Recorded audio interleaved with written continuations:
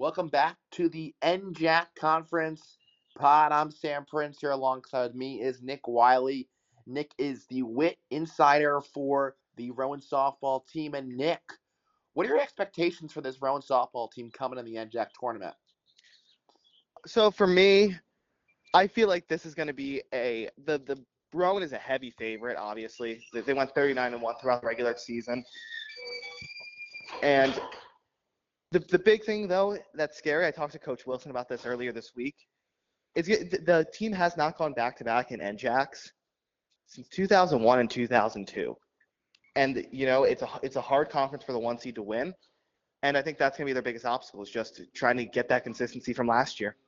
So they're almost like the San Francisco Giants of the early 2010s, where they could only win the World Series in the even years. But for them, could they go back to back? What do you think the biggest thing and key to success for them to go back to back? It's definitely going to be the pitching, I think. Pitching is always the key to winning in these NJAC tournaments. They're going to go up against some teams with good pitching. Like Stockton has Narina Tramp. She's one of the best in the conference. But I truly think that they have the two best pitchers in the entire conference, Riley Lutz and Emily McCutcheon. And they're two people who have been in the college D3 World Series before. And that experience and that veteran leadership will kind of just show off, I think, in this tournament. This is kind of like little time for them when they have the big time experience against some of the best teams in the country. So were you surprised that Lutz got first team All NJAC and McCutcheon didn't? I think Riley was always going to get it. I think the surprise for me was Narina Tramp. But Emily's last two starts, she struggled against Montclair State. And, Riley was the most consistent pitcher this year, I think. Emily also took the loss against TCNJ.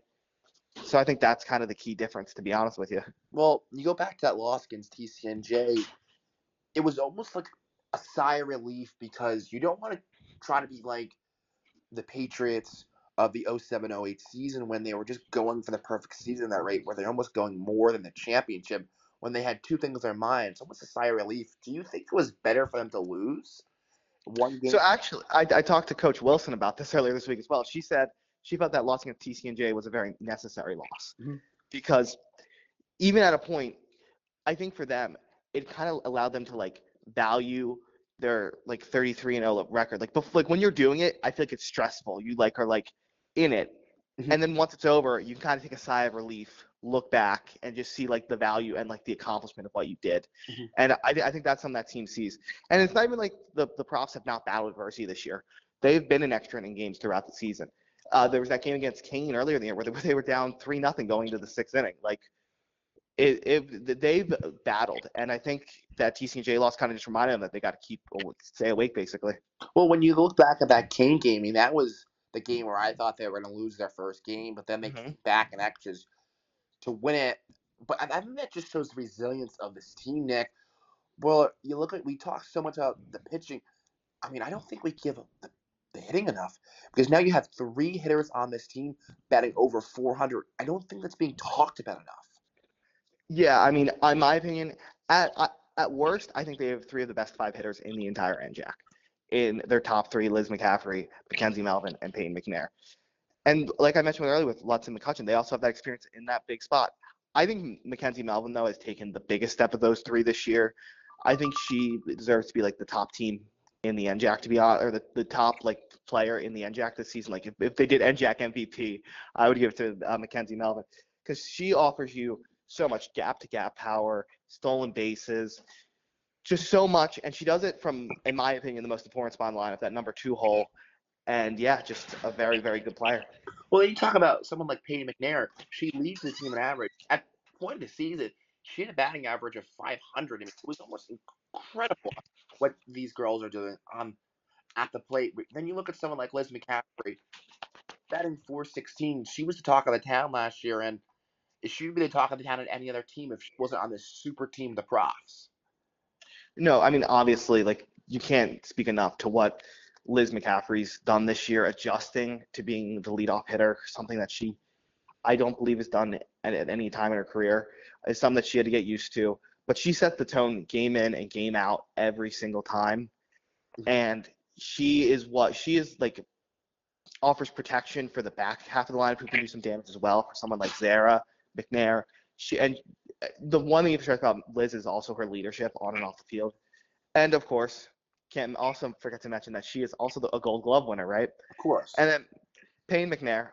Payne McNair has been just the face, I feel like, of Rowan softball for the past 5 years. Just one of the best players to ever come across the program. Hit numerous milestones this year, and will just continue to do so because I could see her finishing, I believe, third most all-time in hits by the time she's done if they make it far enough in the World Series. So, in your tenure of covering the team, who is your favorite player that you've seen really the most memorable moment you've seen? So the most memorable moment is probably the Emily McCutcheon 20-inning game. But when we talk about like a player who, I mean, honestly, I was a little surprised by this team was Abigail Pulaski. I mean, she was a player who, really good player last year, plays a great left field, but she had to step into that cleanup spot and replace Kat Thomas. And she is, if you look at their numbers, other than the home runs, Abigail has pretty much replicated and might even have better numbers. She is the best on base percentage, I believe, first, second in the NJAC.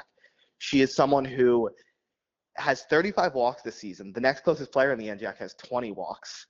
It's just a crazy, crazy player, if we're being honest. Like, those steps she has taken while also being still that great left fielder is just amazing. I mean, there are multiple games where Abigail Pulaski has solely saved the game just from fielding. I mean, Mm-hmm. I The think those. wins earlier in the season were brutal. Yeah, I mean, I feel like they were again playing for that record too, and it was almost getting to their head where Pulowski was saving them multiple times, and this past game, 2 games ago against Rutgers, Canada, and they honored 6 seniors. Which senior do you think is going to be the most missed next year in this lineup? I mean, you're talking about the top three, as I mentioned earlier. I feel like I said, I'm going to just default to Liz McCaffrey just because she is just – I think it's a lot easier to place like these great players who are recruited from these D2, D3 program or recruited as like D3 prospects. A lot of them could probably hit in the number 3 and 2 holes in their career. I think to get like a leadoff hitter is a lot more difficult. Mm-hmm. I'm curious to see who they have to replace them. I believe Abigail Pulowski will be making the move from shortstop or from left field to shortstop. So I think she'll probably take over for Peyton in the 3, and then we'll see what happens with everything else. But Liz is going to be such a hard player to replace. So that if Pulaski goes to second, how do Short. they? Short. Yeah, Pulaski goes to short. Who plays left field?